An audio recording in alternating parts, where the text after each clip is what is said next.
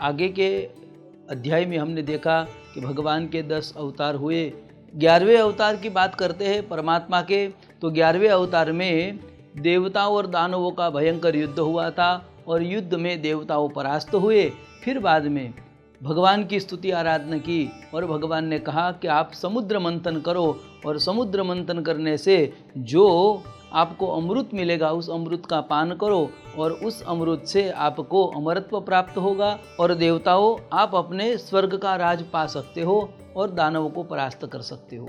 ऐसा उपाय जब भगवान ने बताया तब समुद्र मंथन हुआ, पर समुद्र मंथन जब हुआ तब पृथ्वी पाताल में जा रही थी, इसलिए उसको आधार देने के लिए भगवान ने, पृथ्वी को धारण करने के लिए भगवान ने कूर्म नाम का अवतार धारण किया और देव कार्य करके परमात्मा ने समुद्र मंथन का कार्य सफल बनाया। अब 12वें अवतार की भगवान की कथा कहते हैं। तो 12वें अवतार में जब समुद्र मंथन संपन्न हुआ, समुद्र मंथन में बहुत सी औषधि रत्न आदि बहुत प्रकट हुए, कल्प वृक्ष आदि प्राप्त हुए, पारिजात नामक वृक्ष प्राप्त हुए, सभी प्रकार के द्रव्यों प्राप्त होने के बाद में अंत में अमृत का कुंभ लेकर भगवान जब प्रकट हुए तो उस भगवान का नाम हुआ धन्वंतरी भगवान। तो भगवान का यह अवतार एक है और भगवान ने अमृत सभी देवताओं को दिया और सभी देवताओं को अमरत्व प्राप्त करवाया। श्री भगवान का 13वां अवतार में कहते हैं कि जब अमृत कुंभ लेकर धन्वंतरी भगवान आए तो भगवान के हाथ में अमृत कुंभ था। उस समय दानवों सब अमृत को देखकर वह अमृत कुंभ लेकर भागने लगे और भागने लगे। तब देवताओं ने सोचा कि अपना किया हुआ सब पुरुषार्थ यहाँ खत्म हो गया, क्योंकि अमृत तो हाथ में आया नहीं। यह देवताओं की इच्छा थी कि अमृत मिले और हमें पिलाए और हम अमरत्व हो जाए और दानवों के ऊपर विजय प्राप्त करें, पर यहाँ तो उल्टा हुआ, दानवों ये सब अमृत लेकर भाग खड़े हुए।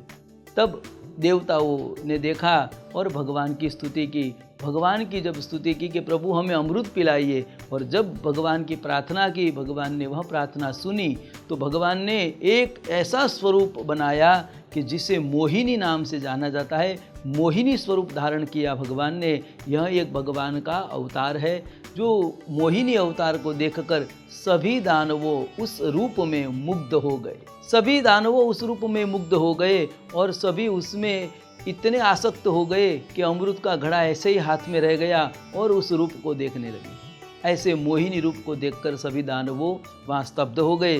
तब भगवान ने वो कुंभ हाथ में लिया और देवता और दानवों दोनों को कहा कि आप दोनों एक एक कतार में बैठ जाइए, मैं सभी को अमृत पिलाऊंगी।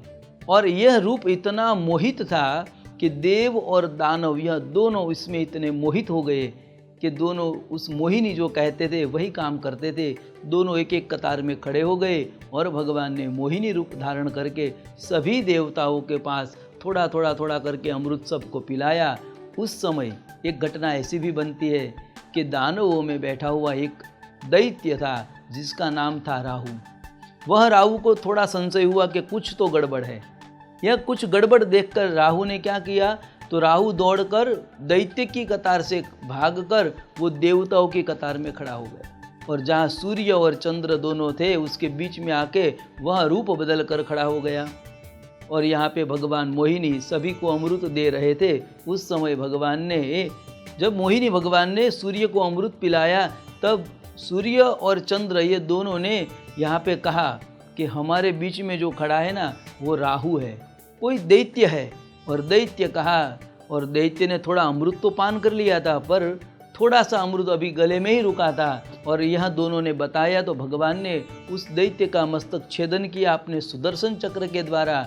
इसलिए वह दैत्य का आधा शरीर और आधा मस्तक ये दोनों कट हो गए।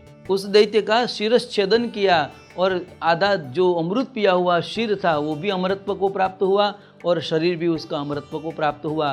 मानी एक दैत्य में से दो दैत्य बने, एक का नाम था राहु और दूसरा नाम था केतु। बहुत बड़ी कथा है यहाँ पे, क्योंकि यहाँ अमृत पिया है तो ये दोनों को भी देवताओं के स्थान में बिठाया। फिर बाद में परमात्मा ने उसके ऊपर भी कृपा की और सभी देवताओं को अमृत पिलाया। यह भगवान का मोहिनी अवतार था।